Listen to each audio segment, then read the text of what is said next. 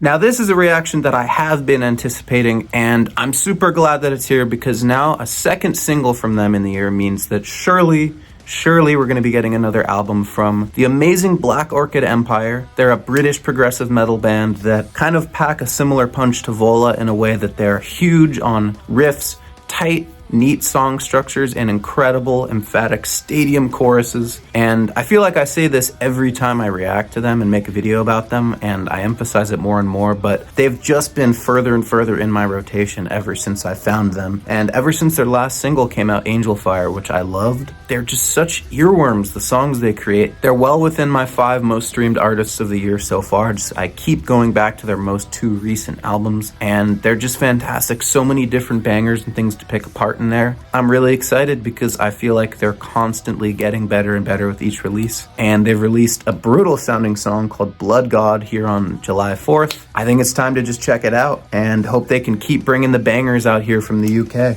So this is going to be Blood God by Black Orchid Empire, and let's see what they have to offer.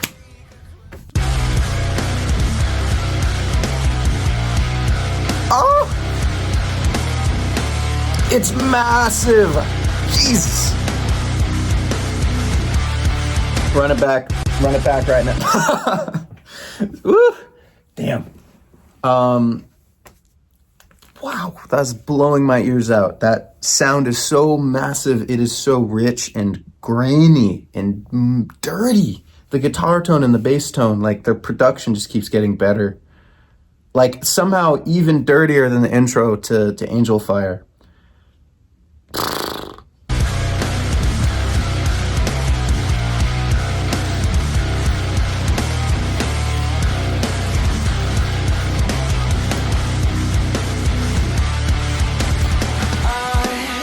Dark ass visuals too.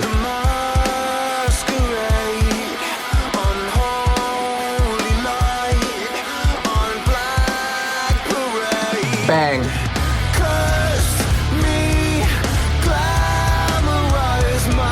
In that 6/8, but hitting the offbeats. Ooh. Oh.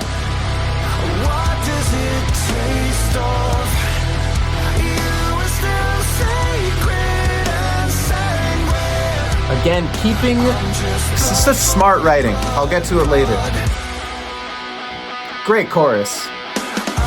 Nothing much to say, just a great chorus.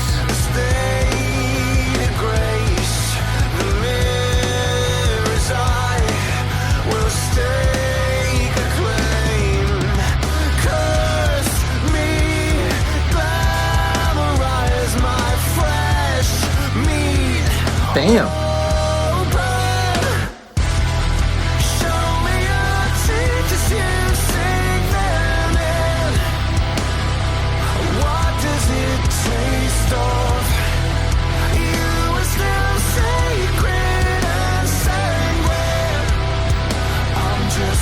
Love the word sanguine.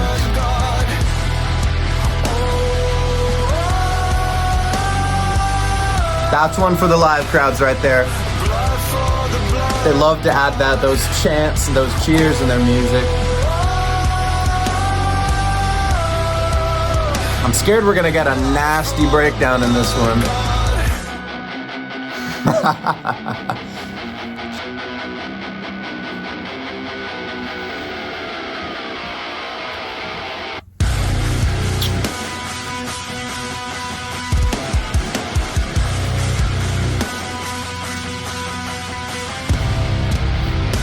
The pauses, man.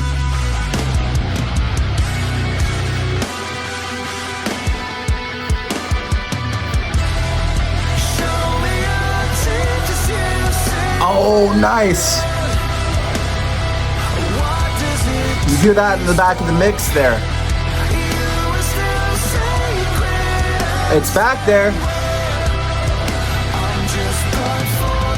Riff.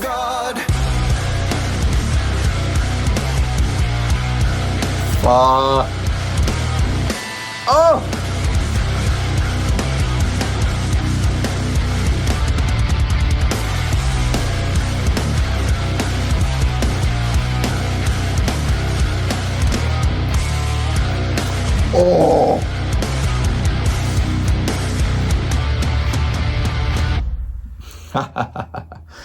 What a banger. I think that might be better than Angel Fire. But I also think I really just needed the heavies. Like, I've been in a heavy drought. There hasn't been enough great, heavy, progressive metal that's come out this year, in my opinion. So I really needed that. But let's talk about it. Some more smart writing from these guys. Smart writing. What I loved about that song is the way that they slowly expanded on the rhythms and started to unfold them throughout the track. Like, they, you start with that 4/4 and the riff is bouncing because it's not in that halftime groove that you're kind of used to with them. You're really moving in it. And I love when they do those kind of pauses, the little triplet stalls in their riffs, the da da da da da da da. Like when they just slow it down for a second and then let it hit you in the face again. But you're dealing with that 4/4 and then you move into, after the first part of the verse, more of a 6/8 feel, but it has kind of a 4 overlay on it with the drums and hitting the offbeats. And then when you go into the chorus, you're staying in the 6/8, but it's a very different cadence because it's that kind of halftime swinging 6/8 feel. The drums are back in a true 6/8. There's no 4 over it. And then you're moving in it more, your brain realizes that you've been in that the whole time, but then you're back into the true cadence that you're expecting. And it makes it catchier and easier to listen to on the ear to kind of go from that transition, that standpoint. And it's those little kicks and the little progressive elements that tie it all together. So I thought that was very smart. And I liked that during that kind of extended, I believe, second chorus, and then kind of into that breakdown, when you had those chants,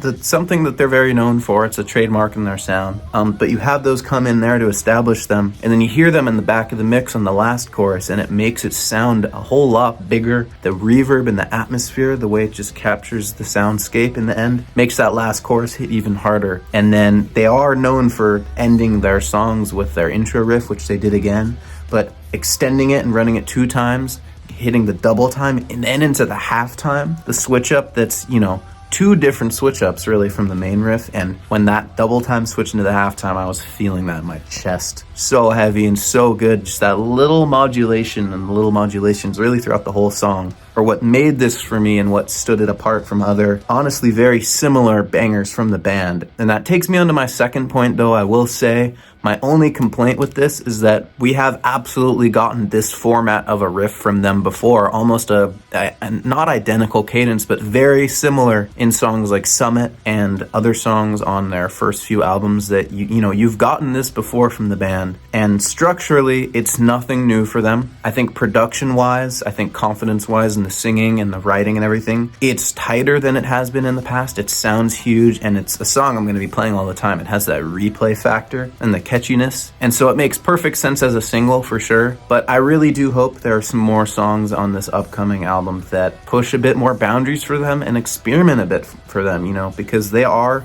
a progressive band at the end of the day, and you want to see them progressing a little bit more than they are. I think, as a fan personally, as good as their stuff is, I think my favorite songs from them in the past are the ones where it feels like they've done something a little bit different. On their most recent album, The Raven and Deny the Sun, kind of caught me off guard a little bit more with the structuring, with the writing, and it's still very uniquely them, but it has a different punch to it. And then songs like Evergreen and Pins and Needles on their previous albums, just a little bit of a different vibe and a different melody, something like that. I hope there are still songs like that that catch you off guard a little bit, because when they do take risks and experiment and everything, they do it really well. I hope for the singles' sake, again, 2 great singles, and I'm not complaining at all. I think they're fantastic songs. I hope we get a little bit more creativity, maybe some longer songs, extended bridges, and extended